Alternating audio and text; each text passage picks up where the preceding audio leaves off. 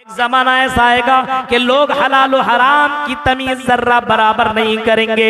हलाल और हराम की तमीज नहीं करेंगे। हलाल है कि हराम है, बस पैसा आना चाहिए, दौलत आनी चाहिए, गाड़ियां होनी चाहिए, बिल्डिंगें बनना चाहिए, जमीनों जायदाद के मालिक बन जाओ।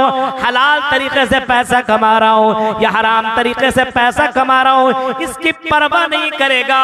यहां तक कि जाहिलों को छोड़ो, आलिमों का भी यही हाल हो जाएगा।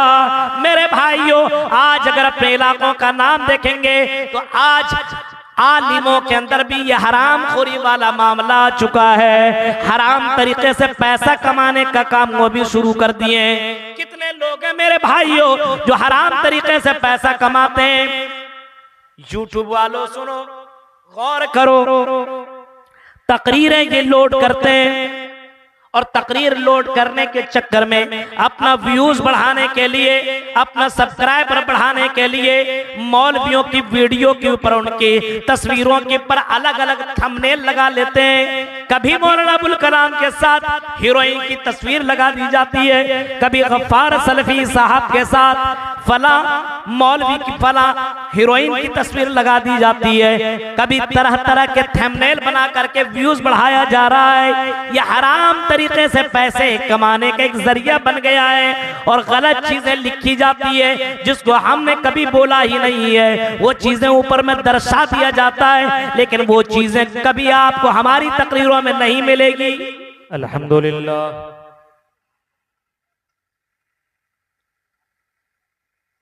अल्हम्दुलिल्लाह नहमदुहु व नस्तईनुहु व नस्तगफिरुहु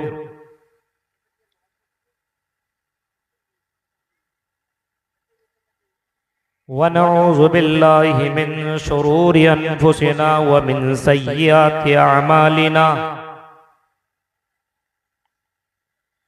मन यहदिहिल्लाहु फला मुज़िल्ल लहु व मन युज़लिल फला हादिय लहु। व अशहदु अल्ला इलाहा इल्लल्लाहु वहदहु ला शरीका लहु व अशहदु अन्न मुहम्मदन अब्दुहु व रसूलुहु।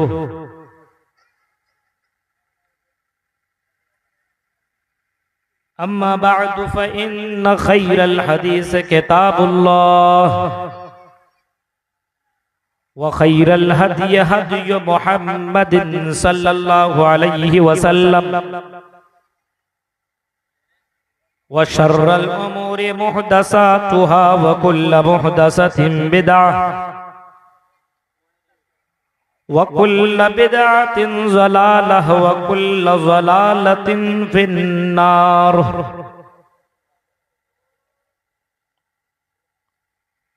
अऊज़ु बिल्लाहि मिनश शैतानिर रजीम। बिस्मिल्लाहिर रहमानिर रहीम। वमा असाबकुम मिन मुसीबतिन फबिमा कसबत अयदीकुम व याफू अन कसीर।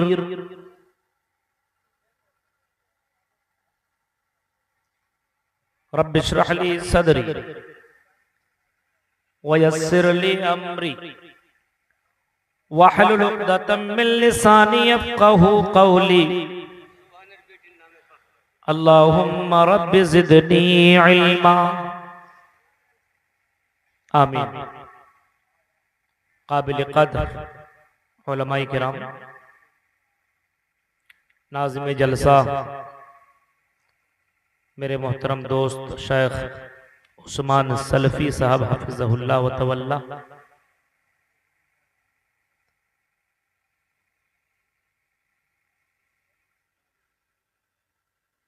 बरसोनी तामोड बरसोनी के आसपास से आए हुए मुअज़्ज़ज़ सामीन हजरात, इस्लामी बुजुर्गों, नौजवान दोस्तों, प्यारे बच्चों और पर्दा नशीन मेरी माँ और बहनों, रात काफी गुजर चुकी है। ये आखिरी पहर गुजर रहा है और इस वक्त अल्लाह रब्बुल आलमीन आसमान दुनिया में उतर करके ऐलान करता है कि कौन है जो मुझसे मगफिरत तलब करे, अपने गुनाहों की माफी मांगे, कौन है वो, मैं उसको बख्श दूं। ये वो पहर है। इस वक्त अल्लाह रब्बुल आलमीन आसमान दुनिया में रोजाना नाज़िल,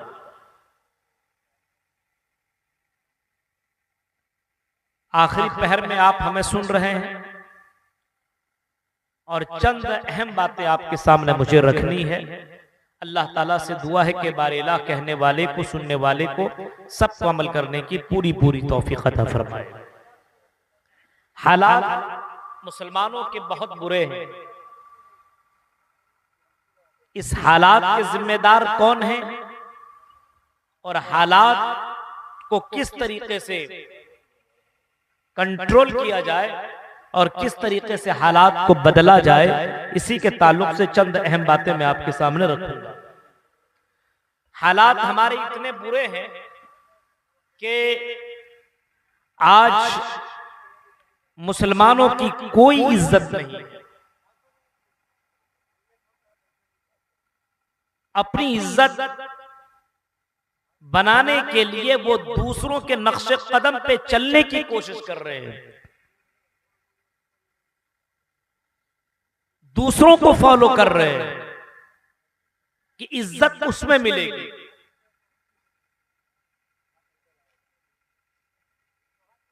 आज मुसलमानों को देखिए, आज एक जानवर को कोई मारता है तो उस जानवर को मारने वाले को रोका जाता है, मत मारो। लेकिन किसी मुसलमान को कोई अगर मारता है तो कोई रोकने वाला नहीं। मुसलमानों के अंदर जो सबसे बड़ी चीज थी ईमान, ईमान की दौलत इनके पास बहुत बड़ी दौलत थी, लेकिन आज ईमान की दौलत भी हमसे दूर हो चुकी है। ईमान है हमारे पास, ईमान खत्म हो चुका है। तौहीद की दौलत हमारे यहां से गायब हो चुकी है।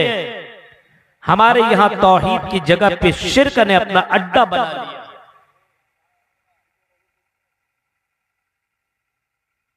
और ये कह लीजिए कि शिर्क घर घर में दाखिल हो चुका है। रोजी रोटी ना मिलने लगे तो आज मुसलमानों को देखिए तावीज और किन किन चक्करों में पड़ करके गैरों से मांगने की कोशिश करने लगता है।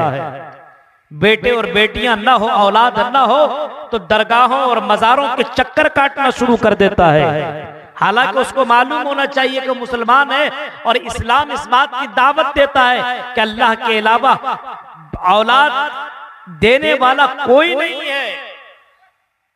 और बाकायदा इसी चीज को अल्लाह ताला ने अपने नबियों के जरिए से वाज़े करवा दिया। हजरत ज़करिया अलैहिस्सलाम के किस्से को पढ़िए, हजरत इब्राहीम अलैहिस्सलाम के वाक़ये को पढ़िए। कुल्ली तौर पर आपको ये मिलेगा कि हजरत ज़करिया अलैहिस्सलाम 80 साल से ज्यादा हो गए, उसके बाद भी जब औलाद उसको ना मिले तो हजरत ज़करिया किसी मजार के पास नहीं गए, किसी कब्र के पास नहीं गए, किसी बाबा के पास नहीं गए, बल्कि हजरत ज़करिया अलैहिस्सलाम ने पुकारा तो अल्लाह ताला को पुकारा। व ज़करिया इज़ नादा रब्बहू रब्बी ला तज़रनी फरदा। 80-90 साल के बाद पुकार रहा है कि अल्लाह मुझे औलाद जैसी दौलत से नवाज दे। इब्राहीम अलैहिस्सलाम बूढ़े हो चुके हैं, 80 साल क्रॉस कर गए, तब भी दुआ मांग रहे हैं, रब्बे हबली मिनस सालिहीन। ये कुरान की आयतें जो आज मौजूद है और अल्लाह ताला ने ये बता दिया है कि नबियों ने हमेशा तौहीद का दामन थामे रखा। आज मुसलमानों के अंदर सबसे बड़ी गड़बड़ी है तौहीद की कमी। हराम के अड्डे खोल लिए गए, तौहीद अल्लाह पर भरोसा नहीं है रोजी रोटी का मालिक है। आज मुसलमानों को देखिए, सबसे ज्यादा जाहिल अगर आपको पूरी दुनिया में मिलेगा तो मुसलमानों के यहाँ मिलेगा। 2% सिर्फ मुसलमानों में पढ़े लिखे आपको मिलेंगे। बाकी आपको होटलों में सबसे ज्यादा काम करने वाले अगर आपको दिखेंगे तो ये मुसलमान नजर आएंगे। उत्तर प्रदेश चले जाओ, बेंगलोर चले जाओ, दिल्ली बम्बई चले जाओ, कोलकाता चले जाओ, हर जगह आपको मुसलमान उन होटलों में और गैरों की गुलामी करते हुए नजर आएंगे। जो हाकिम थे आज वो महकूम हो गए, दूसरों के तलवे चाट रहे हैं और दूसरों के नक्शे कदम पे चलने की कोशिशें हो रही है। वजह यह है कि आज मुसलमानों के पास जो चीज होनी चाहिए थे वो है नहीं, तौहीद। और तौहीद कहां से मिलेगी? ये किताब और सुन्नत से दूर है। कुरान इनको पढ़ना नहीं आता है, हदीस इनको पढ़ना नहीं आता है, कुरान और हदीस से काफी ज्यादा ये दूर है। तौहीद की दौलत हमारे यहां से खत्म हो चुकी है। नाम के अहले हदीस हैं और काम सारे करते हैं गैरों के।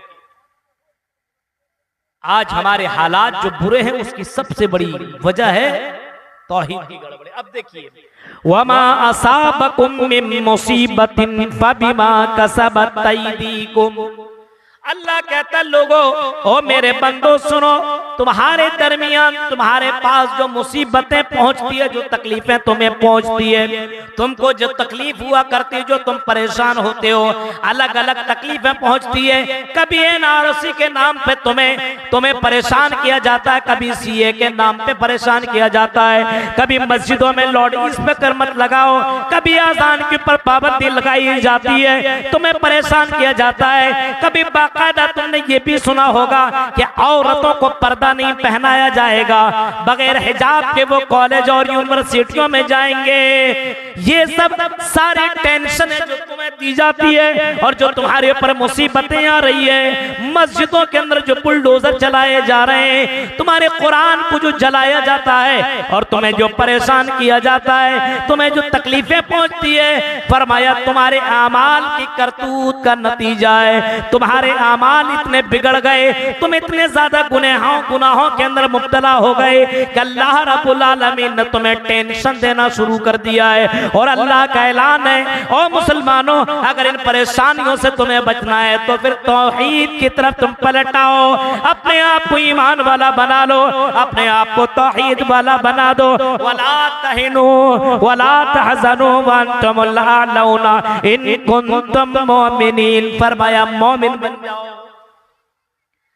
तौहीद वाले बन जाओ, हम तुम्हें हुकूमत दे देंगे, सरबलंदी दे देंगे, इज्जत दे देंगे, तुम्हें तमाम जिल्लत से निकालेंगे हम। शर्त यह है कि मोमिन वाले बनो। आज हम मोमिन हैं। सबसे ज्यादा बेईमान आपको मुसलमानों में दिखेगा, हरामखोर मुसलमानों में नजर आएंगे। हरामखोरी के तो लत लग चुके हैं। बताइए, जो कौम हराम के अड्डों पे पलने लगे और हरामखोरी करने लगे, वो कौम कभी तरक्की कर सकती है मेरे भाई? उसके ऊपर तो अल्लाह का अजाब ही उतरेगा। हराम के अड्डों को मुसलमानों ने अपना लिया है। हलाल और हराम की कोई तमीज नहीं है। आज अल्लाह के नबी ने कभी फरमाया था, ला तक़ूमुस्सा, कयामत उस वक्त तक कायम नहीं होगी। या कभी आपने ये फरमाया था, याती अलन्नास ज़मानुन ला युबालिल मरउ बिमा खज़ा मिनहुल माल अमिनल हलाल अमिनल हराम। एक जमाना ऐसा आएगा कि लोग हलाल और हराम की तमीज जर्रा बराबर नहीं करेंगे, हलाल और हराम की तमीज नहीं करेंगे। हलाल है कि हराम है, बस पैसा आना चाहिए, दौलत आनी चाहिए, गाड़ियां होनी चाहिए, बिल्डिंग बनना चाहिए, जमीनों जायदाद के मालिक बन जाओ। हलाल तरीके से पैसा कमा रहा हूं या हराम तरीके से पैसा कमा रहा हूं, इसकी परवाह नहीं करेगा। यहां तक कि जाहिलों को छोड़ो, आलिमों का भी यही हाल हो जाएगा। मेरे भाइयों, आज अगर अपने इलाकों का नाम देखेंगे तो आज आलिमों के अंदर भी ये हराम खोरी वाला मामला आ चुका है। हराम तरीके से पैसा कमाने का काम वो भी शुरू कर दिए। कितने लोग हैं मेरे भाइयों जो हराम तरीके से पैसा कमाते हैं? यूट्यूब वालों सुनो, गौर करो, तकरीरें ये लोड करते हैं और तकरीर लोड करने के चक्कर में अपना व्यूज बढ़ाने के लिए, अपना सब्सक्राइबर बढ़ाने के लिए मौलवियों की वीडियो के ऊपर उनकी तस्वीरों के ऊपर अलग अलग थंबनेल लगा लेते हैं। कभी मौलाना अबुल कलाम के साथ हीरोइन की तस्वीर लगा दी जाती है, कभी गफ्फार सलफी साहब के साथ फला मौलवी की फला हीरोइन की तस्वीर लगा दी जाती है, कभी तरह तरह के थंबनेल बना करके व्यूज बढ़ाया जा रहा है। यह हराम तरीके से पैसे कमाने का एक जरिया बन गया है और गलत चीजें लिखी जाती है जिसको हमने कभी बोला ही नहीं है, वो चीजें ऊपर में दर्शा दिया जाता है, लेकिन वो चीजें कभी आपको हमारी तकरीरों में नहीं मिलेगी। अभी आप देख रहे हैं एक जगह हम किसी जगह आप किसी कटिहार के अंदर तकरीर करके गए, 2-3 बज रहे थे, हम ऐसे लेटे लेटे कुछ बातें कर रहे थे कि बड़े जालिम है लोग, 3 बजे तकरीर करवाते हैं, ये करते हैं वो करते हैं। अब किसी लड़के ने उसको वीडियो बना लिया और वीडियो बना लिया, ऐसे बोला मौलाना हम ऐसे बना रहे, कुछ नहीं कहीं नहीं किसी को नहीं डालेंगे, चलो अपना दोस्त की तरह है उसको हमने वीडियो बनाने दे दिया, ऐसी लेटे हुए थे। अभी इत्तेफाक से मैं देख रहा हूं कि वीडियो वायरल होता चला जा रहा है। बताइए, मतलब हम कहीं घूमने के लिए जाएं, बात करें, किसी से कोई काम करें, कुछ भी करें, उसको वीडियो बनाता फौरन बगैर इजाजत के डाल देता। क्या आपने हमसे इजाजत ली कि इस वीडियो को हम डालें कि न डालें? कितनी शर्मिंदगी हमें होती है और कितना अफसोस होता है उस वीडियो को देख लेने के बाद। हालात देखिए मेरे भाइयों, अभी अभी मामला जो आपके अब्दुल गफ्फार सलफी साहब का हुआ, अभी एक जगह इधर अहमदाबाद के अंदर, अब होना जो था हो गया।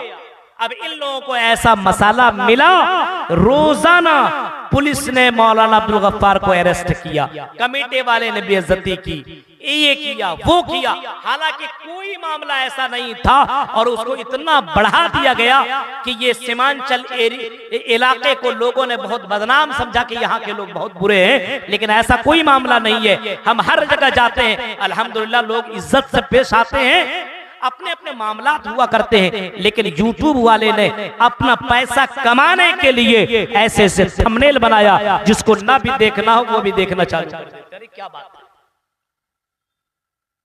और जो एड से पैसे आते हैं, क्या कभी आपने मौलवियों से पूछा कि हलाल है कि हराम है?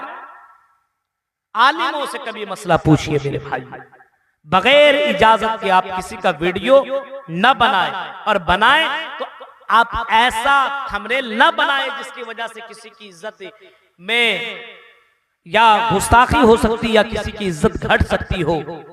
हमने एक तकरीर इधर ही आपके पूर्णिया के इलाके में किया था, तो इंडिया टीवी पे दिखाने लगा। अब बताइए, हम जैसे मौलवियों को अरेस्ट कर ले, जेल के अंदर बंद कर दे, तो ये हाथ किसका रहेगा? हम जैसे लोगों का हाथ रहेगा। इसी वजह से खुल करके बातें नहीं कर पाता हूं कि मैं कोई बातें करूं और वो कल वीडियो के यूट्यूब के अंदर आ जाएगा, कल कहीं अरेस्ट ना कर दिया जाओ। इस वजह से मेरे भाइयों बहुत संभल करके बोलना पड़ता है, बहुत सोच पूछ करके बोलना पड़ता है, वरना बहुत सी बातें रहती कि बोलूं लेकिन नहीं बोलता हूं कि ये यूट्यूब वाले मलकुल मौत से भी ज्यादा डेंजर हैं, ऐसा पकड़ेंगे कि छोड़ेंगे नहीं। मेरे भाइयों जरा तसव्वुर करो, फरमाया एक जमाना ऐसा आएगा कि हलाल और हराम के लोग तमीज करना भूल जाएंगे। आज है हलाल और हराम की तमीज, आज हलाल और हराम की तमीज हमारे यहाँ नहीं है। शराब का बोलबाला है, उससे भी पैसे लोग कमा रहे हैं। जहेज का बोलबाला, आपके यहाँ जहेज का कारोबार चलता है? बिल्कुल चलता है। और सबसे ज्यादा तकरीरें और सबसे ज्यादा प्रोग्राम पूरे हिंदुस्तान के अंदर आपके इस इलाके में होता है, सबसे ज्यादा।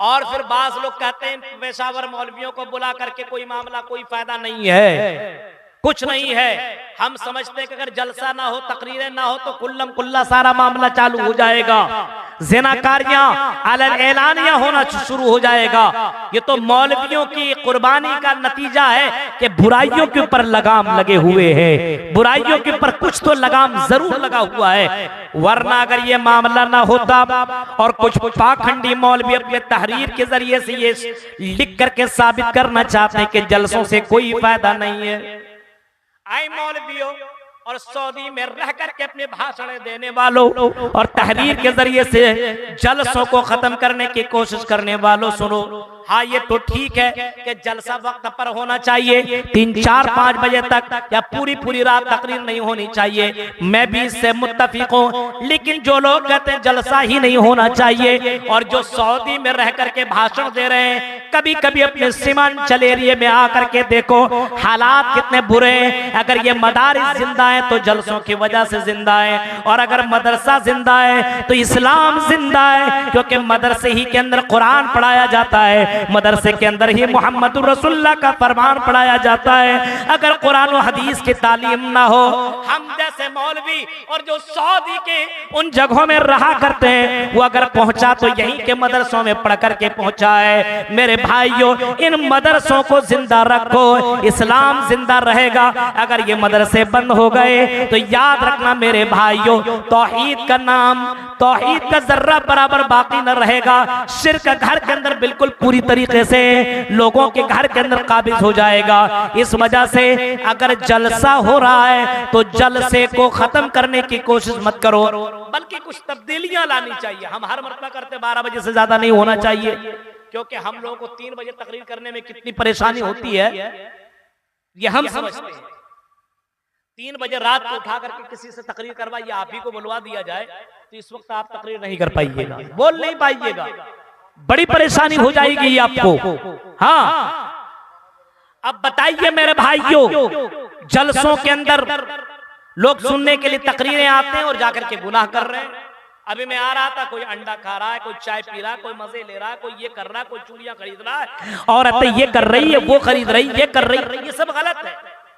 अरे तकरीर सुनने के लिए आ रहे हैं, आप आइए। हाँ, नाश्ता पानी अगर भूख लगाओ तो आप जाइए, लेकिन फिर आकर के मजलिस में बैठिए, वरना घर चले जाइए। क्योंकि इतना ज्यादा खर्च करने के बाद, जलसा को सजाने के बाद अगर आदमी तकरीर ही ना सुने, जिस मकसद के लिए जलसा बनाया गया है वो मकसद ही को आप पूरा न करें तो आने का क्या फायदा। जैसे हमें और आपको अल्लाह ताला ने जिस मकसद के लिए पैदा किया है, वमा खलक़तुल जिन्ना वल इंसा इल्ला लियअबुदून, ऐ मेरे बंदो, ऐ मेरे भक्तों, हमने तुम्हें अपने इबादत के लिए पैदा किया है, इबादत के लिए पैदा किया। अब कमाओ खाओ सब कुछ करो, शादी ब्याह करो, बिजनेस करो, सब करो, लेकिन इबादत जरूर किया करो। अगर इबादत नहीं करोगे, जिस मकसद के लिए पैदा किया गया है उस मकसद के ऊपर अगर तुम पूरे नहीं उतरोगे तो मेरे भाइयों, दुनिया में जीना, दुनिया में रहना बेकार है। जिसने दुनिया में रह करके अगर जन्नत को ना अपनाया, जहन्नम से बचने की कोशिश ना की, तो अल्लाह के नबी सल्लल्लाहु अलैहि वसल्लम ने ऐसे लोगों को सबसे बड़ा बेवकूफ करार दिया है। फरमाया, अल-कय्यिसु मन दाना नफ्सहु व आमिला लिमा बअदल मौत। सबसे बड़ा अक्लमंद और सबसे बड़ा होशियार आदमी वो है जो इसी दुनिया में रह करके मरने के बाद की तैयारी करता हो। सबसे बड़ा होशियार आदमी वो है और सबसे बड़ा बेवकूफ आदमी वो है जो मरने के बाद की कोई तैयारी ही ना कर रहा हो। सबसे बड़ा बेवकूफ कौन है? जो मरने के बाद कोई तैयारी ना करता हो। अब तसव्वुर कीजिए, हम गुनाह पे गुनाह किए जा रहे हैं और अल्लाह तबारक व तआला गुनाहों की वजह से हमारे ऊपर ये परेशानी और ये मुसीबतें और ये तकलीफें और जिल्लत हमारे ऊपर अल्लाह ताला ने लागू कर दिया है, हमारे गुनाह का नतीजा है। फरमाया, वलो युआखिजुल्लाहु अन्नास बिमा कसबू, अगर अल्लाह तबारक व तआला लोगों का मुआखजा फौरन कर ले, हम गुनाह कर रहे हैं और अल्लाह ताला उसी वक्त अगर अल्लाह ताला फौरन उसको पकड़ ले तो जमीन में कोई भी इंसान बाकी न रहता। अल्लाह ताला वयाफू अन कसीर, बहुत से गुनाहों को अल्लाह माफ कर देता है। अल्लाह ताला हर गुनाह को अगर पकड़ने लगे मेरे भाइयों, हर गुनाहों की सजा अल्लाह ताला देने लगे तो जमीन में चलने वाला कोई बाकी न रहेगा। कौन है जो गुनाहों से धुला हुआ हो? हर आदमी गुनहगार है, लेकिन मेरे भाइयों इतना बड़ा गुनाह मत करो कि अल्लाह रब्बुल आलमीन आलमीन का अजाब तुम्हारे पर मुसल्लत हो जाएगा। फरमाया अल्लाह के नबी से सवाल करने वाला सवाल करता है अय्यु ज़म्बी आज़मु इंदल्लाह, अल्लाह की नजर में सबसे बड़ा गुनाह कौन सा है? आपने फरमाया और जवाब में आपने कहा अंत जअल लिल्लाहि निद्दन व हुवा खलक़का, यह है कि तुम अल्लाह के साथ किसी को शरीक बना लो, किसी को पार्टनर बना लो, किसी को अल्लाह का मकाम दे दो और किसी को अल्लाह के बराबर समझ लो। ये अल्लाह रब्बुल आलमीन की नजर में सबसे बड़ा गुनाह है। अल्लाह का दर्जा किसी को मिल जाए ये अल्लाह की नजर में सबसे बड़ा गुनाह है, पाप है। आज देखिए पूरे हिंदुस्तान के अंदर कितने मजार बने हुए हैं और कितने लोग उन पाखंडी मौलवियों के पास जाकर के बेटा बेटी मांगते हैं, ताबीज लेकर के अपने बीमारी की शिफायाबी के लिए वो ताबीज पहन लेते हैं और ना जाने कैसे कैसे टोटके उन मौलवियों ने निकाले हैं और उसको लेकर के इस्तेमाल करने की कोशिश करते हैं। मेरे भाइयों जरा तसव्वुर कीजिए, सब शिर्क है और ये समाज के अंदर बड़ी तेजी के साथ वायरल हो रहा है। गौर कीजिए, आप सोचिए, ये मुसीबतें हमारे ऊपर जो आ रही है इसकी सबसे बड़ी वजह यह है कि हम गुनाह के अंदर पूरी तौर पर लथपथ हैं। पूरे जलसे रात भर जलसे होंगे, फजर की नमाज कोई नहीं पढ़ेगा इल्ला माशाअल्लाह। अब नमाज अगर कोई नहीं पढ़ रहा तो उसका ये मतलब नहीं कि जलसों से कोई फायदा नहीं है। हजरत नूह अलैहिस्सलाम को अल्लाह ताला ने भेजा नबी बना करके, कितने साल तक रहे मालूम है आपको? हजरत नूह अलैहिस्सलाम ने दावत व तबलीग का काम किया कितने सालों तक मालूम है? अल्लाह के नबी ने हजरत नूह अलैहिस्सलाम ने 950 साल तक तबलीग की। 1 साल नहीं, 2 साल नहीं, 100 साल नहीं, 950 साल तक लोगों को समझाते रहे। लोगों को कभी कभी अकेले में समझाया, कभी कभी इज्तिमाई तौर पर आपने समझाया। इतने समझाने के बाद बहुत कम लोगों ने अल्लाह के उस नबी की बात को माना और अल्लाह के ऊपर ईमान लाया। बहुत कम लोगों ने 70 या 75, 72 लोगों ने, 100 तक भी तादाद न पहुंची, इतने लोगों ने 900 साल के अंदर ईमान लाया। मेरे भाइयों फिर भी अल्लाह के उस नबी ने दावत का काम नहीं छोड़ा। अगर दावत करने से अगर कोई दावत कबूल न करता हो इसका ये मतलब नहीं है कि दावत देना छोड़ दो। दावत देते रहो, समझाते रहो, बताते रहो, अल्लाह हिदायत देने वाला है मेरे भाइयों। लेकिन आज मुसलमानों के अंदर बस जलसा हो गया, उसके अलावा दावती काम हमारे यहाँ नहीं होते। 15 दिनों के अंदर, महीनों के अंदर आप गांव के अंदर इस्लाही प्रोग्राम, इस्लाही जलसे जरूर कीजिए, तरबियती प्रोग्राम जरूर कीजिए, लेकिन वो सब छोटे प्रोग्राम नहीं करेंगे, बड़े बड़े जलसे करेंगे। बुराइयां हैं समाज के अंदर, ये तो कौन बुराई? एतकादी बुराई, अकीदे के अंदर गड़बड़ी है, और उसके अमली बुराई है। अखलाक हमारा देखिए कितना गिरा हुआ है, मुसलमानों का अखलाक झूठ में माहिर मुसलमान, अखलाक इतना गिरा हुआ है कि जलसों के अंदर भी आता तब भी लड़कियों को छेड़ता है।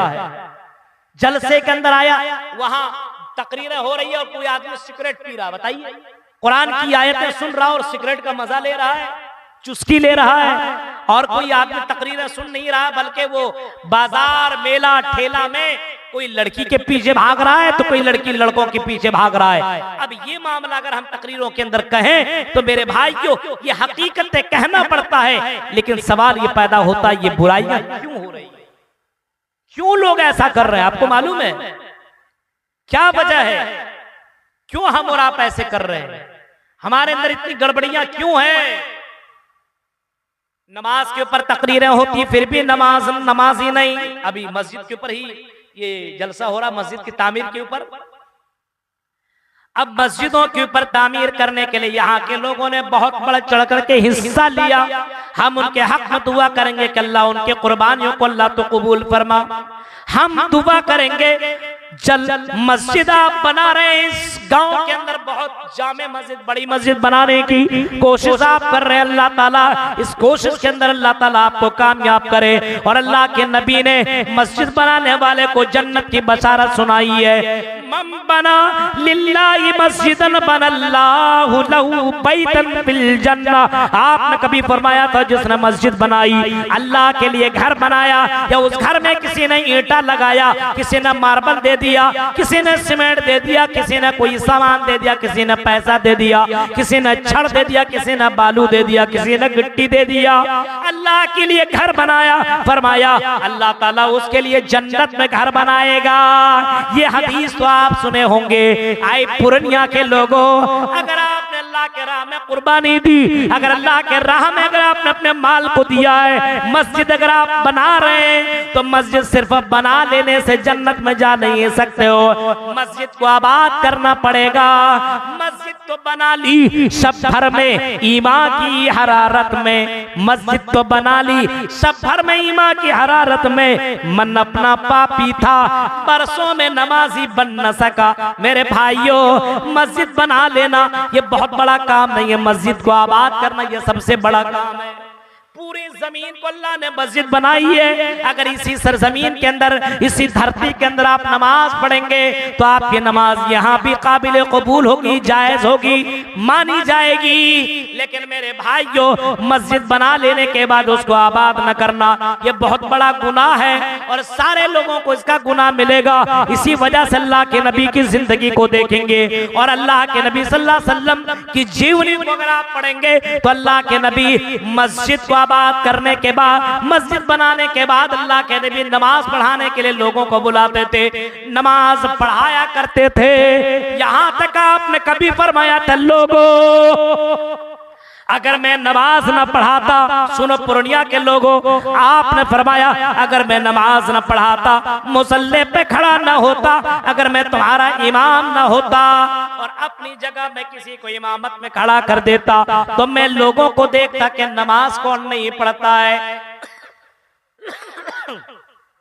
मैं देखता कि कौन नमाज नहीं पढ़ता है। और अगर मुझे पता चल जाता कि फला फला आदमी नमाज के वक्त अपने घरों में बैठा हुआ है, फला फला आदमी घर के अंदर मौजूद है, फला घर वाले नमाज नहीं पढ़ रहे, तो मोहम्मद रसूलुल्लाह कहते हैं ऐसे घरों को मैं आग लगाने का ऑर्डर दे देता।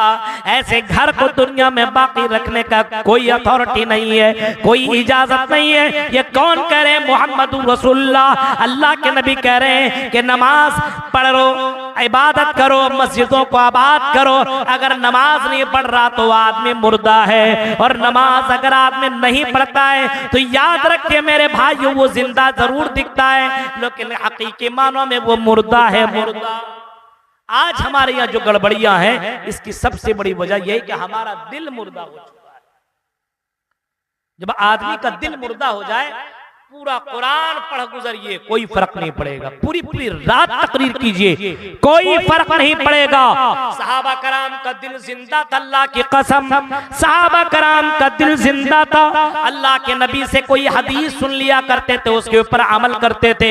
बात सहाबा के बारे में आता है कि सहाबा कराम कुरान की आयतें पढ़ा करते थे, और कुरान की आयतें पढ़ लेने के बाद जब उस आयत के ऊपर जब तक अमल नहीं कर लिया करते थे, उसके बाद वाली आयत पर आगे नहीं बढ़ते थे। ये सहाबा थे, अल्लाह के नबी से कोई हदीस सुन लिया करते थे, उस हदीस के ऊपर वो अमल किया करते थे। ये सहाबा थे, ये जिंदा लोग थे। लेकिन आज मुर्दा लोगों को देखो, पूरी पूरी रात तकरीरें सुन लेने के बाद कोई फर्क नहीं पड़ता। कल बेनमाजी, आज बेनमाजी, कल शराब पी रहे थे, आज भी शराब पी रहे हैं, कल जिना कर रहे थे, आज भी जिना कर रहे हैं, कल गलत काम में मुलव्विस थे, आज भी गलत कामों के अंदर मुलव्विस हैं। इन तकरीरों को सुनने का क्या फायदा मिल रहा है मेरे भाइयों? अगर आपने तकरीरें सुन लेने के बाद अगर अमल करना चालू नहीं किया तो याद रखना आपको डबल अजाब मिलेगा, डबल अजाब। एक अजाब तो कन्फर्म है कि आप मुसलमान हैं, नहीं पढ़ रहे हैं, लेकिन दूसरा अजाब आपने सुन लिया। आलिमों को जानते हैं दोहरा अजाब क्यों मिलेगा? यही वजह है। डबल आजाब मौलवियों को क्यों मिलेगा? क्योंकि वो जानता है और अगर गलत करता तो डबल आजाब मिलेगा। डबल अजाब मिलेगा। अब आप भी मौलवी बन गए, जान लिया तो हो गया। अब उसके लिए थोड़ी है कि बुखारी मुस्लिम पढ़ा जाए। मौलवी की डिग्री आपको नहीं मिलेगी, लेकिन आपने जान लिया बस, अब उसके ऊपर आपको अमल करना पड़ेगा। जब तक आप जान नहीं रहे थे कोई मसला नहीं था। अब इसका ये मतलब नहीं, कुछ लोग ये सोचने लगे मौलवी साहब अब हम जलसे नहीं जाएंगे, सुनेंगे ही नहीं तो हमको कहां गुनाह मिलेगा। बहुत से फतूरी लोग होते हैं, एक से दिमाग लगाते रहते हैं, और बाज लोग ऐसे से मसले पूछते, अल्लाह की कसम गलत काम कर लिया उसके बाद मसला पूछेंगे। मौलवी साहब ये बताइए, एक ने सवाल हमसे कर बैठा कि मौलवी साहब ये बताइए, हम ससुराल बहुत जाते थे। हमने कहा ठीक है, क्या मसला है? ससुराल जाते जाते हमारी नजर हमारी साली पर, ये बड़ा गड़बड़ मसला आजकल। अरे बीवी है फिर साली के ऊपर नजर। तो हमने कहा तो क्या हुआ? कहा कि साली बड़ी खूबसूरत थी, उसके ऊपर मेरी नजर पड़ी। अब हमेशा मैं जाता रहा और इतना जाने के बाद हम दोनों में इतना लगाव हो गया कि जो मामला बीवी के साथ होता था वही मामला मैं अपनी साली के साथ करने लगा। हम बिस्तरी वगैरह सब उसके साथ कर लिया। अब सवाल पूछता है कि मौलवी साहब अब मेरी बीवी मेरे लिए हलाल है कि नहीं? हमने कहा ये सवाल क्यों पूछ रहे हो? कहा कि किसी मौलवी से सुना था 2 बहनों को एक साथ नहीं रख सकते हो, ये जायज नहीं है कि 2 बहनों को साथ में रखा जाए। हमने कहा ये मौलवियों से नहीं सुना था कि साली के ऊपर चक्कर न चलाया जाए। कहा मौलवी साहब क्या करो, दिल है के मानता नहीं है। साली बड़ी खूबसूरत नजर पड़ गई उसके ऊपर और मैंने उसको अपने अंडर में लाने की कोशिश की और उसके साथ मेरा मामला हो गया। मेरी बीवी ने भी देख लिया है, अब मैं क्या करूं, किसको रखूं किसको छोड़ूं, क्योंकि दिल तो दोनों के ऊपर लगा हुआ है। हमने कहा बीवी के साथ जो तुम्हारा ताल्लुकात है वो हलाल का ताल्लुकात है, और जो तुम साली के साथ जो ताल्लुकात बनाए वही हराम का ताल्लुकात है, ये ज़िना है। अब ये नहीं है कि तुम अपने साली के साथ गलत कर रहे हो तो इसका ये मतलब नहीं कि तुम्हारा निकाह टूट गया है, निकाह तुम्हारा बाकी है, लेकिन तुम साली के साथ गलत कर रहे हो, ये ज़िना है और तुम्हें इसका गुनाह तुम्हें मिलेगा। जल्दी से इस काम को खत्म करो, अल्लाह से तौबा करो। बोला मौलवी साहब क्या करो, बुरी तरह फंस गया हूं। घर वाला कहता है इससे भी निकाह तुम ही करो। अब मैंने कहा जब गड़बड़ तुम ही की हो तुम ही समझो, सब हम ही फतवा फोन ही में सब दे देंगे फ्री में, तो फिर क्या अहमियत रह जाएगा। मैंने कहा जाओ अपने यहाँ के मौलवियों से मसला मालूम करो, अब हम फोन से सारी बातें नहीं बता सकते हैं। तो इस तरीके के मसाइल कब होते हैं? गलत काम कर लेने के बाद मौलवियों से राब्ता किया जाता है। पहले क्यों नहीं किया था जब साली से चक्कर चल रहा था? पहले क्यों नहीं किया था? पहले नहीं करेगा, बाद में जब फंसेगा तो मौलवी ही बचाएंगे मेरे भाइयों। लेकिन आज मौलवियों की कदर अपने यहाँ खत्म हो चुकी है, इसी वजह से समाज के ऊपर अल्लाह की लानत बरस रही है। मालूम है उलमा की कदर आज अपने यहाँ से खत्म हो चुकी है। लोग मौलवियों की कदर नहीं कर रहे हैं, इज्जत नहीं कर रहे हैं और मौलवियों के साथ बदसलूकी हो रही है। कई जगहों पे आप देखिए कैसी कैसी बदसलूकियां होती है। मैं वो सब बातें बताने की कोशिश नहीं करूंगा, लेकिन बदसलूकियां होती है। अपने यहाँ के इमाम के साथ आपकी क्या, आप लोग क्या इज्जत करते हैं? मस्जिद में इमामत कर रहे हैं, नमाज पढ़ा रहे हैं, आपका जनाजा वो पढ़ाते हैं, निकाह वो पढ़ाते हैं। कितनी सैलरी मिलती है? 5,000 रुपया, 2,000, 3,000, 5,000, 7,000। ये जुल्म नहीं है? ईमानदारी से बताओ, पूर्णिया के लोगों जो मौलवियों को 5-10 हजार रुपया देता है, क्या ये मौलवियों के ऊपर जुल्म नहीं है? अब अगर यही मौलवी गलत करने लगे तो बताओ मुजरिम कौन है, मौलवी या ये अवाम मुजरिम है? क्योंकि मौलवियों के अगर गलत काम करने पे मजबूर किया तो इस अवाम ने मजबूर किया है। अगर मौलवी हरामखोरी के अंदर मुब्तला हो रहा है और गलत काम करने पे मजबूर हो रहा है, हम अहले हदीसों के अंदर अल्हम्दुलिल्लाह मौलवियों तौहीद के ऊपर बड़ा जमा रहता, फूंक फाक करके पैसा नहीं लेता। बरेलियों के यहाँ दूसरे मसलकों के अंदर चले जाओ, जैसा जैसा फूकेगा वैसा वैसा पैसे का डिमांड होगा। 50 रुपया का फूकना हो तो तुरंत फू, और 500 वाला अगर नोट मिलने लगा तो थोड़ा लंबा देर पढ़ करके फूकेगा। अपने अहले हदीस में ये फूकने वाला मामला नहीं चलता है, और फूकता भी है, कोई झाड़ फूक करता भी है तो पैसा वैसा नहीं लेता है। लेकिन जो मौलवी ये वाला काम करते हैं और वो लोगों को शिर्क तक मुब्तला कर देते हैं, तो ये गलत रास्ते कौन बना रहे हैं? मौलवियों को मजबूत करो। ये कौम के पिलर है मेरे भाई। अपने इमाम को जिंदा रखो, आपकी मस्जिद जिंदा रहेगी। आप अपने उलमा को जिंदा रखेंगे, मदरसा जिंदा रहेगा। अगर ये मौलवियों की कदर नहीं करेंगे, तो मौलवी सही से अपना काम नहीं करेंगे, तो समाज के अंदर बुराइयां तो बढ़ेगी ही बढ़ेगी। गौर करो मेरे भाइयों, तुम तसव्वुर करो, सोचो, हालात इतने बुरे हो चुके हैं कि आज इतनी तकरीरें होने के बावजूद कोई फर्क नहीं पड़ रहा। अखलाक की गड़बड़ी हमारे अंदर इतनी ज्यादा गड़बड़ी है कि मस्जिदों के अंदर, एक जगह मस्जिद के अंदर एक आदमी का मोबाइल बजने लगा, गाना बजने लगा। आजकल तो हर किसी मोबाइल के अंदर गाना तो रहता है। लड़कों के साथ, किसी के साथ अगर कहीं कार वगैरह में जाना हो तो अपने कार या अपनी गाड़ी के अंदर वो जरूर भोजपुरी गाना लगाएंगे। क्यों लगाएंगे भाई? क्या जरूरत है कि आप अपने कार और गाड़ी के अंदर भोजपुरी गाना लगाएं? मैं भी कार के अंदर चलता हूं, मेरी भी गाड़ी है, मैं कभी नहीं अपने ड्राइवर से मैंने कभी नहीं कि तो ये गाना लगाओ। कुरान की आयतें बजा सकते हैं आप, नज़में लगा सकते हैं आप, लेकिन भोजपुरी गाना लगाएंगे। चल रहा मस्त मौला, लगता बस इससे बढ़कर के दीवाना है ही। अखलाक कितना गिरा हुआ, मौलवी साथ में बैठा हुआ बदतमीज, इतनी भी समझ नहीं है कि कम से कम अपना आलिम है उसके सामने हम गाना बजा रहे हैं। ये है अखलाक कितना गिरा हुआ है। बाप को देखिए बेटी ही के सामने गाना सुन रहा है, हाँ फिल्में देख रहा है। बेटी की बेशर्मी देखिए, बाप के सामने ही डांस करके यूट्यूब के अंदर और सोशल मीडिया के अंदर अपने वीडियो डाल रही है, कोई फर्क नहीं पड़ रहा है। ये हाल है मेरे भाई इस कौम का। अखलाकी एतबार से हम बहुत ही ज्यादा गिर अमली एतबार से मत पूछो, अमल तो है ही नहीं, बस हमारे यहाँ बस बोली है बोली। अमल के मैदान में बहुत ही ज्यादा पीछे। अब अगर सहाबा कराम की जिंदगी उठाएंगे तो अमल देखो, अमल। हजरत अब्दुल्लाह इब्ने मसूद रज़ियल्लाहु ताला अन्हु वो कहते हैं कि अगर मेरा कोई दिन ऐसा गुजर जाता जिस दिन मैं अमल न किया होता, कोई नेक अमल नहीं किया होता, तो मुझे ऐसा लगता कि मैंने जिंदगी में इससे बढ़कर के बुरा दिन मेरी जिंदगी में गुजरा ही नहीं है। जिस दिन अमल न करें बड़ा अफसोस होता था। आज मुसलमानों के हफ्ते हफ्ते गुजर जाते हैं, अमल नहीं करता, कोई फर्क नहीं पड़ता। क्यों ऐसा हो रहा है? इसकी सबसे बड़ी वजह यह है कि अब अल्लाह की जात के ऊपर यकीन नहीं है, मरने के बाद की जिंदगी के ऊपर यकीन नहीं है। अगर किसी को मरने के बाद की जिंदगी के ऊपर यकीन हो जाए तो दुनिया में नेक अमाल जरूर करेगा, जरूर तौबा करेगा, जरूर अल्लाह से माफी मांगेगा, क्योंकि अल्लाह के नबी सल्लल्लाहु अलैहि वसल्लम ने उम्मत में बताया है और समझाया और बोला है कि लोगों, मरने के बाद तुम्हें अल्लाह के सामने हाजिर होना होगा।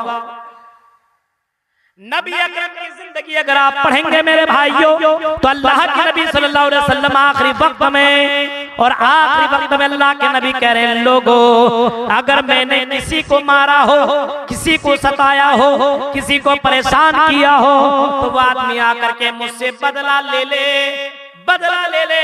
इसी दुनिया में मामला क्लियर कर लेना चाहता हूँ, क्योंकि मरने के बाद कोई किसी का काम जर्रा बराबर नहीं आएगा। इसी दुनिया में बदला ले लो। मरने के बाद की कितनी फिक्र थी अल्लाह के नबी को, तसव्वुर करो मेरे भाइयों। आज दुनिया में मरने के बाद की कोई फिक्र ही नहीं। अब इन हालात से हम कैसे छुटकारा पाएं, कैसे हम अपने हालात को ठीक करें? चंद अहम बातें आपके सामने रखूंगा।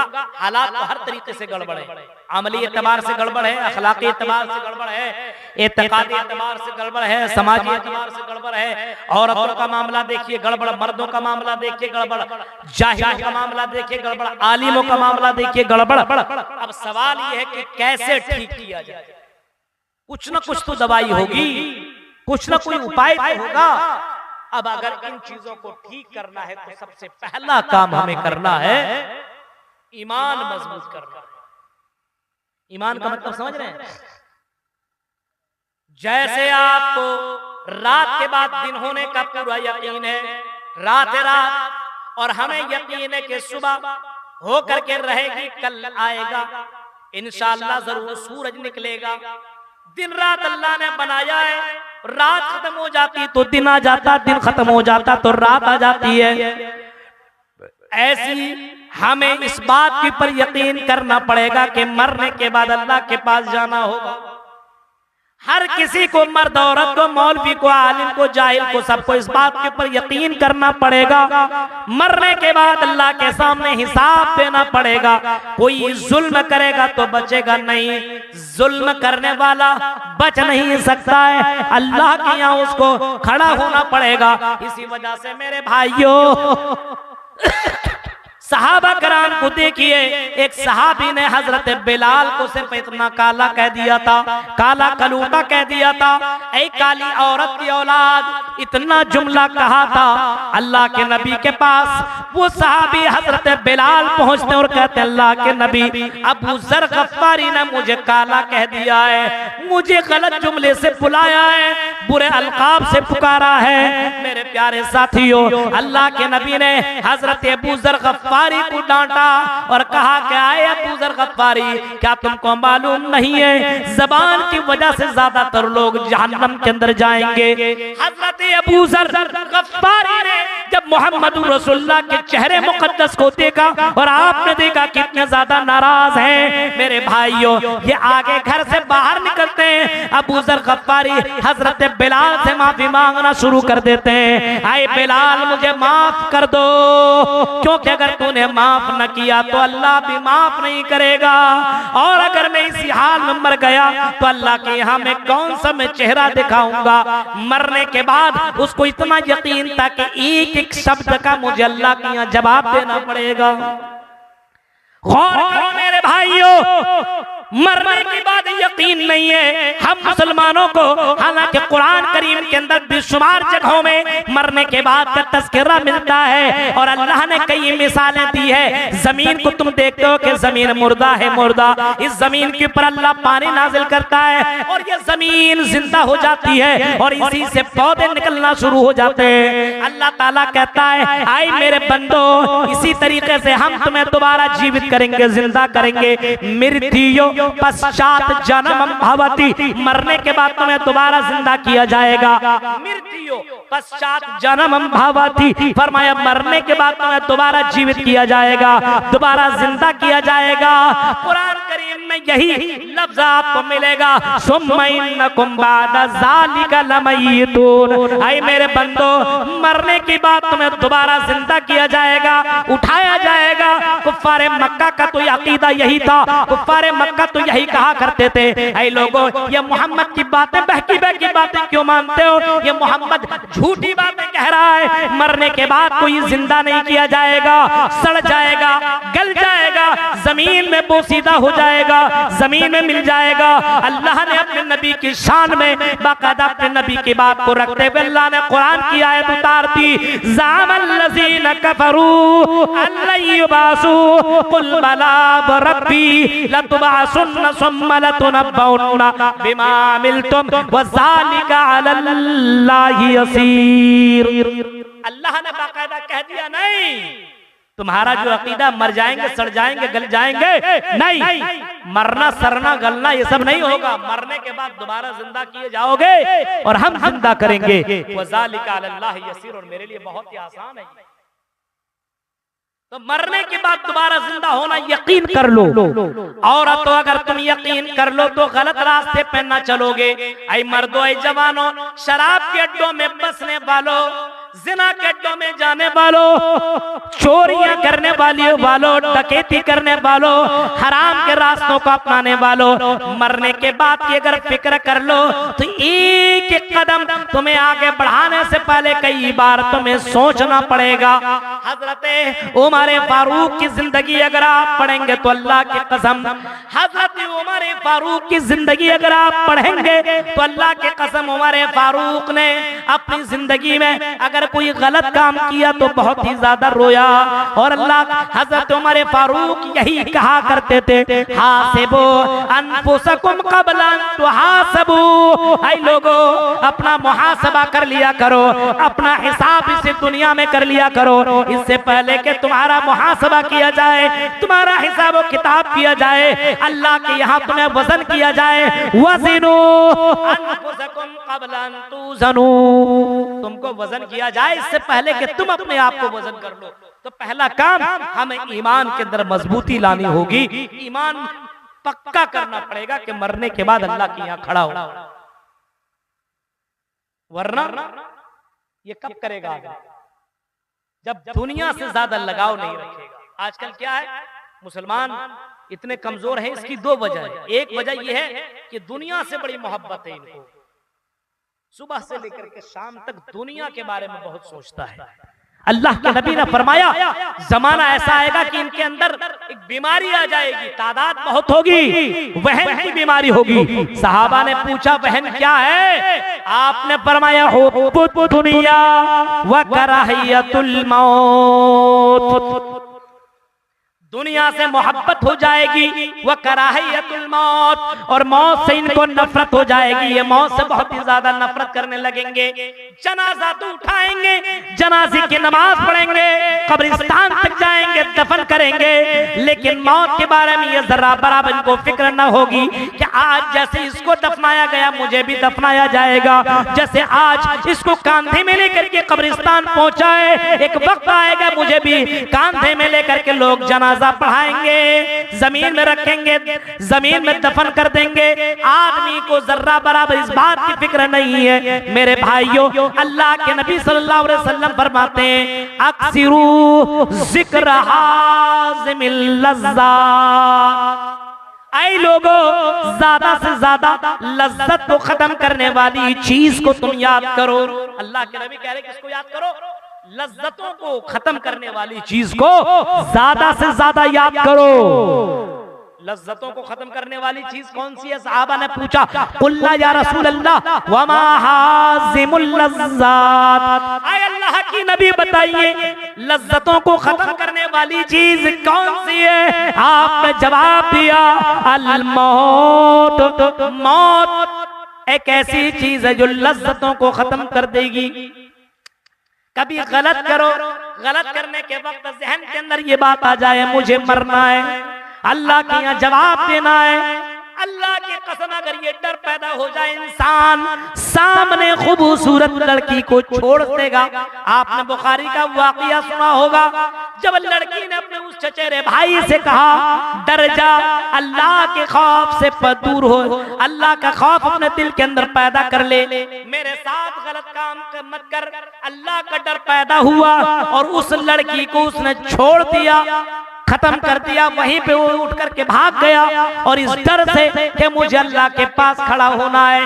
हजरत यूसुफ अलैहिस्सलाम ने अगर मिस्र की सबसे खूबसूरत औरत के साथ गलत काम नहीं किया तो उसकी वजह यही थी कि वो अल्लाह से डर रहा था और जवाब में कहता काला माअज़ल्लाह, अल्लाह की पनाह, चंद मिनट की लज्जत के लिए मैं अल्लाह को नाराज कर लूं, ये नहीं हो सकता है। मुझे मरने के बाद अल्लाह का जवाब देना। तो मेरे भाइयों, अपने समाज के अंदर अगर तब्दीली लानी है, इन बुराइयों को खत्म करना है, तो पहला काम हमें अपने अंदर ईमान पैदा करना होगा, बेईमान नहीं बनना होगा। ईमान है ही नहीं। आज देखिए ईमान कितना है हमारा, चंदा भी दे रहा, अगर ऐलान ना हो तो बहुत से लोग चंदे नहीं देते। बहुत से लोगों को जितना ऐलान करिएगा लोगों के बीच में, जब जिसका ऐलान होगा खुल करके वो ज्यादा चंदा देंगे।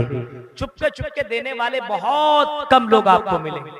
जरूरी नहीं कि जल्द से ही मैं चंदा दे, जिन लोगों ने नहीं दिया कल भी ला करके कमेटी को दे सकते हैं, दे सकते हैं कि भाई लीजिए आप चुपके से। अल्लाह तो देख रहा है। ये ईमान अपने अंदर पैदा कीजिए। अगर ये ईमान अपने अंदर पैदा हो गया तो बहुत सी बुराइयां अपने यहां से खत्म हो जाएगी। दूसरा काम बला इन तस्बिरू व तत्तकू ला यज़ुर्रुकुम कैदुहुम शैया।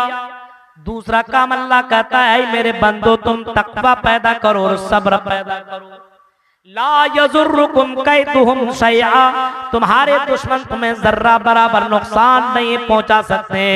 ये दुश्मन जो तुम्हारे पीछे पड़े हुए हैं, अगर तुम्हारे अंदर सब्र पैदा हो जाए और तुम्हारे अंदर तकवा पैदा हो जाए तो अल्लाह की कसम ये दुश्मन तुम्हें कुछ नहीं कर सकते। सब्र जानते किसको कहते हैं? सब्र तीन किस्में, असब्र अला ताआ, फरमा बरदारी पर सब्र करना, इताअत पर सब्र करना। कोई काम करना हो और उस काम को करने में परेशानी हो रही है और आपको परेशान किया जा रहा है, लेकिन फिर भी आप सब्र कर रहे हैं, फिर भी आप दूसरों की टेंशन को पाल रहे हैं और तकलीफ बर्दाश्त कर रहे हैं, और उसके बावजूद उस काम को कर रहे हैं। जलसा करने वालों को कितनी परेशानियां होती मालूम है? दीन के काम करने वालों को कितनी परेशानियां होती है आपको पता है? मौलवियों को मदरसा चलाने में कितनी परेशानियां होती है आपको मालूम है? मदरसा चलाना इतना आसान नहीं है। मैं उन मौलवियों को मुबारकबाद देता हूं जो मदरसा चला रहे हैं।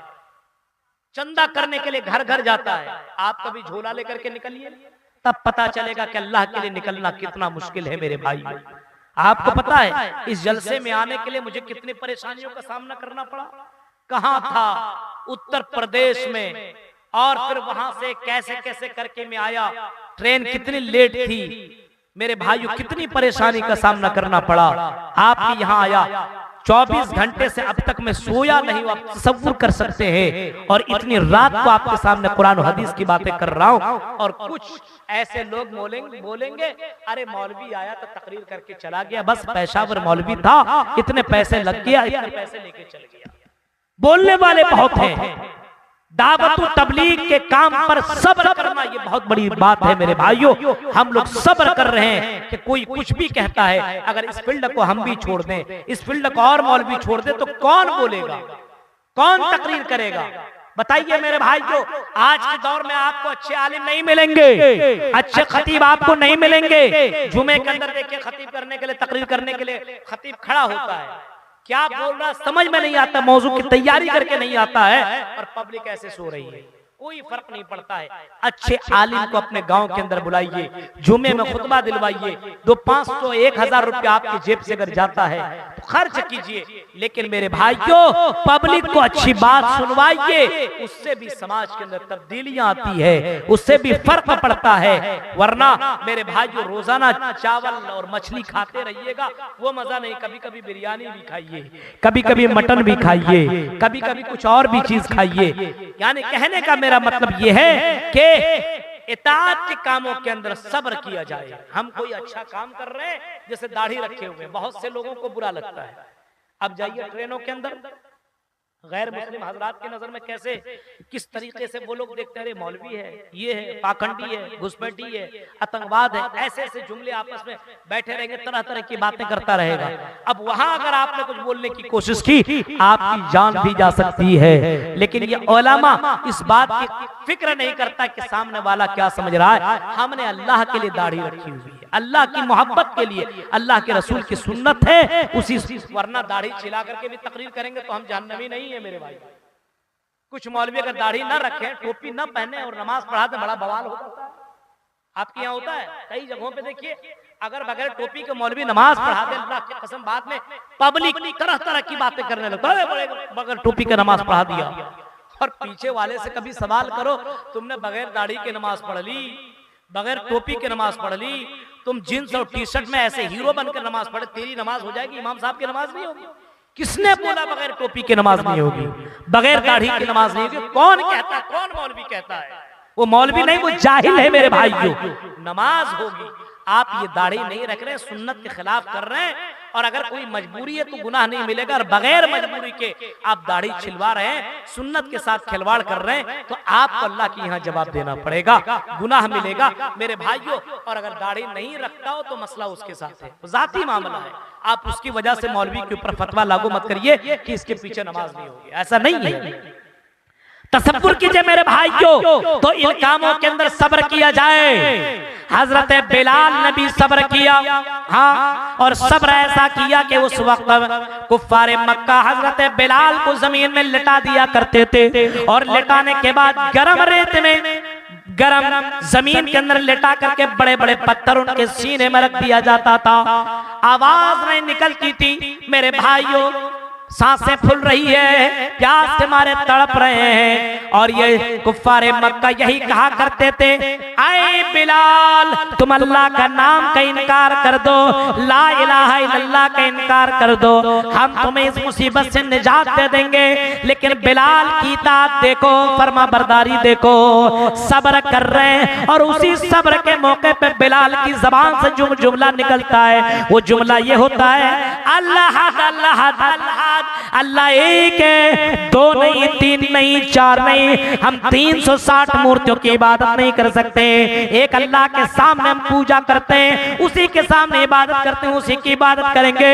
आए कुफ्फारे मक्का, आए जालिमो, अगर मेरी मौत अगर तुम्हें लेना हो, मेरी जान लेनी हो, जान ले लो, लेकिन मैं अपने तौहीद के साथ कोई सौदा नहीं कर सकता। इताअत के ऊपर जमे रहे हजरत बिलाल, हजरत सुमैया, हजरत खुबैब, इनके वाक़यात को पढ़िए, रोंगटे खड़े हो जाएंगे। बिलाल को चटियल मैदान में लिटा दिया जाता है और बाकायदा तरह तरह की तकलीफें दी जाती, लेकिन तब भी उन्होंने इताअत किया, तब भी उन्होंने सब्र किया। हजरत सुमैया के सामने उनके बेटे को नंगा कर दिया गया, उनके शौहर को नंगा कर दिया गया, हजरत सुमैया को नंगा कर दिया गया और सुमैया से सिर्फ इतना कहा जा रहा है, ऐ सुमैया इनकार कर दे अल्लाह का, ऐ सुमैया मोहम्मद का इनकार कर दे। लेकिन हजरत सुमैया की ईमान देखिए और इताअत के ऊपर जमना देखिए, सब्र देखिए, सब्र कितना जबरदस्त है। ऐसे मौके पे भी सब्र का दामन नहीं छोड़ा और उनके सामने बेटा नंगा हुआ, उनके सामने उनका शौहर नंगा हुआ, उनके सामने तरह तरह की बातें हुई, लेकिन सुमैया ने इनकार न किया। आखिरकार हजरत सुमैया को दो पार्ट में चीर दिया गया, लेकिन फिर भी इसी बात के ऊपर वो सब्र करते रहे और अल्लाह के ऊपर ईमान रखती रही। भरोसा इतना मजबूत था कि उन जालिमों ने हजरत सुमैया का सब्र तोड़ न सका। मेरे भाइयों, ये इताअत पर सब्र करना भी बहुत बड़ी दौलत है। आज हमारे यहाँ बीवी कहते दाढ़ी छिला लो, छिला लिया जाता है। बीवी कह दे अरे वो काम कर लो ना, चलेगा। आजकल या गर्लफ्रेंड कह दे नमाज पढ़ने जाए, क्या नमाज पढ़ने, चलो ना मुलाकात करेंगे। गर्लफ्रेंड कह दे क्या तकरीर सुनने के लिए बैठ रहे हो, चलो हम लोग वहां मुलाकात करते हैं। मेरे भाइयों, ये नहीं होगा कि नहीं नहीं नहीं नहीं, नहीं हम इताअत करेंगे, हम बात सुनेंगे, तकरीरें सुनेंगे, गलत काम नहीं कर सकते हैं। मेरे भाइयों, आज हमारे यहाँ अच्छे काम करने वाले बहुत कम हैं और करते हैं, थोड़ी सी मुसीबत आती है फौरन उसको छोड़ देते हैं। बहुत से लोग होते हैं ये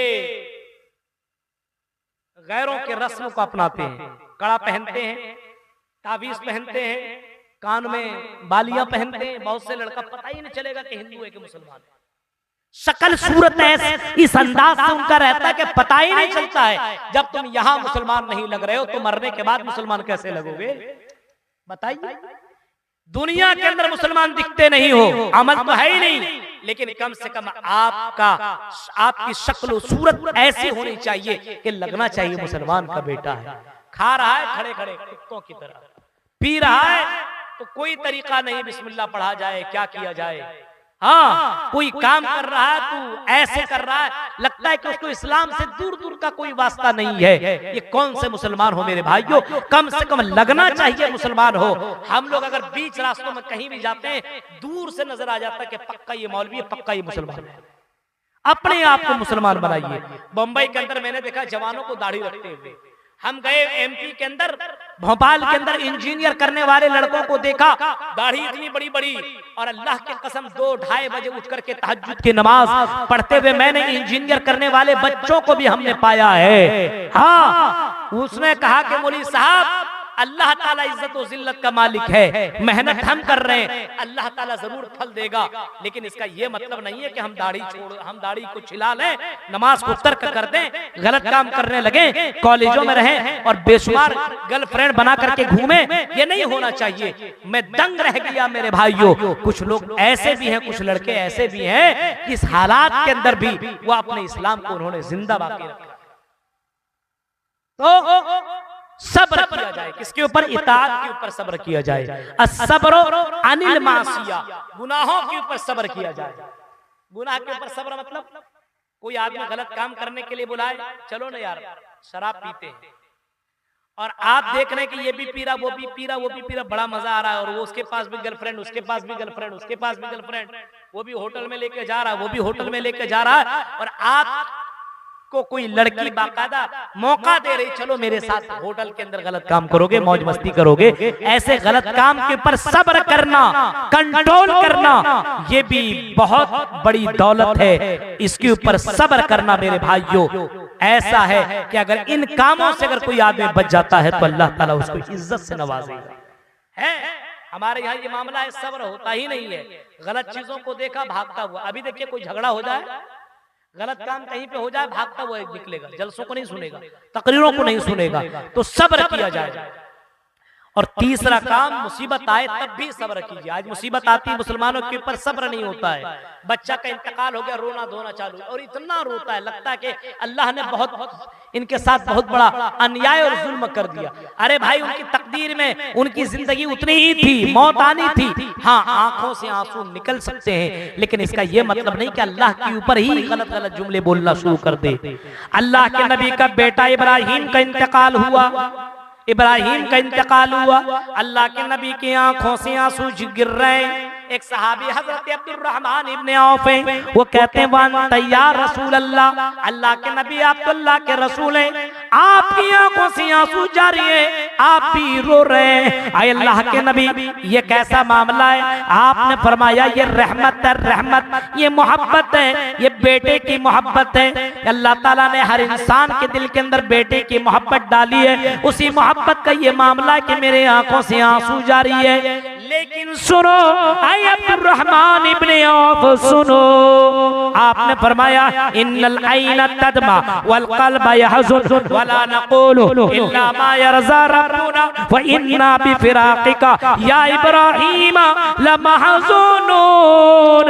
आए अब्दुर्रहमान इब्ने औफ, सुनो, इन्नल ऐना तदमा, आंखें आंसू बहा रही है, ठीक है मामला, आंखों से आंसू गिर रहे हैं, मैं मानता हूँ, वल क़ल्ब यहज़ुन, और मेरा दिल गमगीन है, लेकिन वाला नक़ूलु इल्ला मा यरज़ा रब्बुना, मैं अपनी ज़बान से कोई ऐसा जुमला नहीं बोलूंगा जिसकी वजह से अल्लाह नाराज हो जाए। व इल्ला बिफ़िराक़िका या इब्राहीम लमहज़ूनून, ऐ इब्राहीम तेरी जुदाई पे हम गमगीन जरूर हैं, लेकिन हम अल्लाह के ऊपर गलत जुमला नहीं बोल सकते। ऐ अल्लाह, आज देखिए किसी के ऊपर मुसीबत आए, हम ही नजर आए थे अल्लाह को, कोई और नहीं दिखाता क्या? मेरे भाइयों, इस तरीके से जुमला नहीं बोलना चाहिए। हाँ, अल्लाह रब्बुल आलमीन ने जो तुम्हारे तकदीर में लिखा था हो गया, सब्र करो, मुसीबत भी सब्र करना, जन्नत में जाने की बशारत है। फरमाया वस्तईनु बिस्सब्रि वस्सलाह व इन्नहा लकबीरतुन इल्ला अल खाशिन। कहीं फरमाया वबश्शिरिस साबिरीन, सब्र करने वालों के लिए जन्नत की बशारत है। तो सब्र कीजिए, तब समाज के अंदर तब्दीली आएगी। गलत काम हो रहा हो कहीं पे, आप अपने आप को कंट्रोल कीजिए, गलत काम से बचिए, अपने बच्चों को बचाइए। मोबाइल है आपके पास नेट पैक भी है, रोजाना भी 2-2 GB है, 5G अभी फ्री है, आप कुछ भी देख सकते हैं, कुछ भी सुन सकते हैं, लेकिन मोबाइल में वो गलत चीजें नहीं देखना भी सब्र है। सुनिए मेरे भाइयों, गलत चीजों से रोकना भी, अपने आप को रोकना भी सब्र है। आज मोबाइल बंद कमरे में जो चाहो सो देख रहे हो, मेरे भाइयों, इस तरीके से गुनाह करेंगे तो मेरे भाइयों अल्लाह रब्बुल आलमीन अपने रहमत नहीं उतारेगा बल्कि अपना अजाब उतारेगा। एक चौथा काम हमें करना होगा, कौन सा? तवक्कुल और भरोसा अल्लाह पर करना होगा। भरोसा ऐसा कीजिए कि अल्लाह ने पैदा किया तो रोजी रोटी देगा, हर हाल में देगा अल्लाह ताला। जब अल्लाह ताला 18,000 मखलूकात को खिला सकता और पिला सकता है, रूए जमीन के अंदर 18,000 से ज्यादा मखलूकात है, जब 18,000 मखलूकात को खिला सकता पिला सकता है, तो क्या अल्लाह ताला हमें खिला नहीं सकता, पिला सकता है? मेरे भाइयों, एक मछली समंदर के अंदर, एक मछली ऐसी है जो 1000 किलो से ज्यादा गोश्त खा जाती है रोजाना, और अल्लाह उसको खिला रहा है। अब मुसलमानों के अंदर भरोसा देखिए, यकीन है ही नहीं, अब गलत तरीकों को अपनाया, बहुत से हराम अड्डों को अपना लिया है मुसलमानों ने। हलाल अड्डों को अपनाइए। अल्लाह ने पैदा करने से पहले उसकी रोजी लिख दी है। जब बच्चा 4 महीने का रहमे मादर में होता है, जब बच्चा रहमे मादर में 4 महीने के होता है, फरिश्ते को हुक्म दिया जाता है, आई फरिश्तों इसकी रोजी लिख दो, ये कितना कमाएगा लिखो। जब आपकी रोजी रोटी लिख दी गई है कि ये बंदा इतना कमाएगा, मेरे भाइयों, फिर हराम रास्तों को को अपनाने की क्या जरूरत है? हम हराम रास्तों को क्यों अपना रहे हैं जब अल्लाह ने मेरी तकदीर में लिख दिया है अबुल कलाम सल्फी फला तारीख को पूर्णिया के उस जमीन के ऊपर पहुंचेगा। जब ये लिखा हुआ है दुनिया की कोई ताकत मुझे पहुंचने से रोक नहीं सकती है, और जहां नहीं लिखा हुआ है वहां मैं पहुंच नहीं सकता। अभी कुछ दिन पहले एक जगह मेरा प्रोग्राम किशनगंज में था, भी मुजीबुर रहमान चतुर्वेदी का प्रोग्राम था। पूछिए, मैंने बहुत उनसे कहा था इंशाल्लाह हर हाल में पहुंचूंगा, लेकिन ऐसी मुसीबत आ गई कि मैं पहुंच ना सका। मेरे भाइयों, अब इसका ये मतलब नहीं है कि आप में अगर रोजी रोटी नहीं कमा पा रहा है तो हराम अड्डों को अपनाना चालू कर दे, हराम रास्तों को अपनाना चालू कर दे। आज मुसलमानों के मोबाइल के अंदर कितने ऐप मौजूद हैं जो हराम रास्तों को प्रमोट कर रही है, हराम रास्तों को बढ़ावा दे रहा है। एक एक ऐप से 10 रुपया लगाओ, 20 रुपया कमाओ, 100 रुपया लगाओ, करोड़पति बनो। एक एक गेंद पे आदमी पैसा लगाता है, और ड्रीम 11 के मौके जब क्रिकेट वगैरह के मैच होते हैं तो ड्रीम 11 में पैसा कमाने की कोशिश करता है। ये तमाम रास्ते हराम के अड्डे हैं, ये हराम के रास्ते हैं। अल्लाह के नबी ने फरमाया हराम कमाने वाला जन्नत में कैसे जा सकता है? हराम कमाने वाली की दुआ अल्लाह कैसे सुनेगा? एक बंदा अल्लाह के घर में आता है और अल्लाह से कहता है या रब्बी या रब्बी या रब्बी। आपने फरमाया बतामुहु हराम व मलबसुहु हराम व गुज़िया बिल हराम। आपने फरमाया उसका खाना हलाल का, हराम का, उसका कपड़ा हराम का, उसकी परवरिश हराम माल से की गई है। अब बताओ लोगों, उसकी दुआ अल्लाह सुनेगा तो कैसे सुनेगा? हराम कमाई करने वालों, आपकी इबादत कबूल नहीं होगी, आपकी दुआ अल्लाह नहीं सुनेगा। इस वजह से हलाल अड्डों को अपनाओ, हलाल तरीकों को अपनाओ और अल्लाह की जात के ऊपर भरोसा करो। बहुत से लोग हराम तरीकों को अपना रहे हैं और कमाने की कोशिश करें दुनिया के चक्कर में। अल्लाह पर तवक्कुल कीजिए, तवक्कुल अल्लाह पर। कैसा भरोसा? ऐसा भरोसा दुनिया की सारी ताकत मिलकर आपको मार नहीं सकती है। हजरत मूसा अलैहिस्सलाम का वाकया आपने सुना होगा। मूसा अपने कौम को लेकर के जब निकले और फिरौन का लश्कर पीछे लग गया, कहां भागेगा? चल। मूसा अलैहिस्सलाम आगे आगे, पीछे फिरौन का लश्कर, और फिरौन हजरत मूसा अपनी कौम को लेकर के दरियाए कुलजूम के पास पहुंच जाते हैं। सामने दरिया है और पीछे फिरौन का लश्कर है। जब हजरत मूसा के कौम के लोगों ने देखा कि सामने समंदर और पीछे फिरौन का लश्कर, हजरत मूसा से उसके कौम के लोगों ने कहा मूसा इन्ना लमुदरकून, ऐ मूसा हम तो पकड़ लिए गए, अब हम किसी भी हाल में बच नहीं सकते। अगर समंदर में छलांग मारेंगे तो मर जाएंगे, और अगर यहीं रुके रहे तो ये फिरौन के लश्कर हमें छोड़ेंगे नहीं, हमें मार डालेंगे। अब क्या करें? हजरत मूसा अलैहिस्सलाम को देखो, हजरत मूसा अलैहिस्सलाम का तवक्कुल देखो, भरोसा देखो। कहा कल्ला, हरगिज़ नहीं लोगों, ये हो नहीं सकता। इन्ना माई रब्बी सयहदीन, अल्लाह मेरे साथ है, वही सीधा रास्ता दिखाने वाला है। ये कहना था कि अल्लाह ने वही कह दी, वही कर दी। आई मूसा क्या देखते हो? फअवहयना इला मूसा अनिज़रिब बिअसाकल बहर, आई मूसा समंदर के अंदर लाठी मारो। मूसा ने समंदर में जैसे लाठी मारी, उसी वक्त समंदर 2 टुकड़ों में बट गया, 2 पार्ट में बट गया। समंदर में रास्ता बन गया और पानी दोनों तरफ ठहर गया। उसी बीच रास्ते से मूसा और उसके कौम वहां से बाहर निकल गए। तो अल्लाह पर भरोसा हो तो अल्लाह ताला उस बंदे को कहीं न कहीं से निकाल लेता है। वमन यत्तकिल्लाह यजअल लहू मखरजा, अल्लाह कोई ना कोई निकलने का रास्ता निकाल ही देता है। भरोसा ही नहीं है, हम दो हमारे दो। अब उसके बाद बच्चेदानी को खत्म, ऑपरेशन करवा दिया जाता है। जो बच्चा दुनिया में आने वाला तो उसको भी वहीं से खत्म करवा दिया जाता है। बहुत से लोगों को देखिए मोबाइल के जरिए से, यूट्यूब के जरिए से बहुत से लोग पैसा कमाने की कोशिश कर रहे हैं। ठीक है, आप वीडियो बना रहे हैं, कोई प्रॉब्लम नहीं, आप बनाइए, लेकिन मेरे भाइयों उसमें ऐसी चीजें मत डालिए जिसकी वजह से आपको गुनाह मिल सकता है। झूठ मत लिखिए, झूठ मत लिखिए। बहुत से लोग झूठ लिख देते हैं। मौलाना अबुल कलाम ने नरेंद्र मोदी के ऊपर ये बोला, अब सिर्फ नाम मैंने लिया है ना, अब ऊपर में हेडिंग आ जाएगा, किसी के ने वीडियो अगर ऐसी बनाई तो मैं सही बता रहा हूं उसके ऊपर FIR भी कर दूंगा। कोई ऐसी वीडियो ना बनाए, ऐसा आप कोई जुमला ही ना लिखे मेरे भाइयों के उलमा के ऊपर कोई ऐसा मामला आ जाए कि जिंदगी भर उसको अफसोस करना पड़े। ऐसा काम आप मत कीजिए। आप वीडियो बना रहे हैं, इतनी मेहनत कर रहे हैं, अब वीडियो बनाने के बाद यूट्यूब पर कितने नमाजी हमको बताइए तो?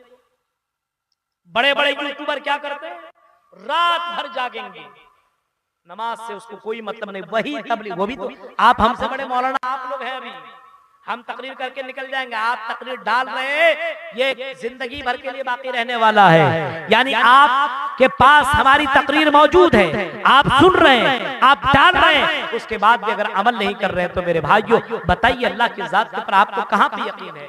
यकीन और भरोसा कीजिए अल्लाह की जात के ऊपर, अल्लाह ताला जरूर इन मुसीबत से निकालेगा। मेरे भाइयों ये चंद अहम बातें थी जो मैंने आपके सामने रखी है। रात काफी हो चुकी है, 4 बजने वाले हैं और मुझे फिर निकलना है। और दिन भर मैंने बताया ना 24 घंटा से सोया नहीं हूँ। आपने यहाँ पहुंचा, इतने रात तक तो तकरीर नहीं चलनी चाहिए। बहरकैफ आप लोगों ने ये जलसा किया है, मस्जिद के नाम पे किया है। मस्जिद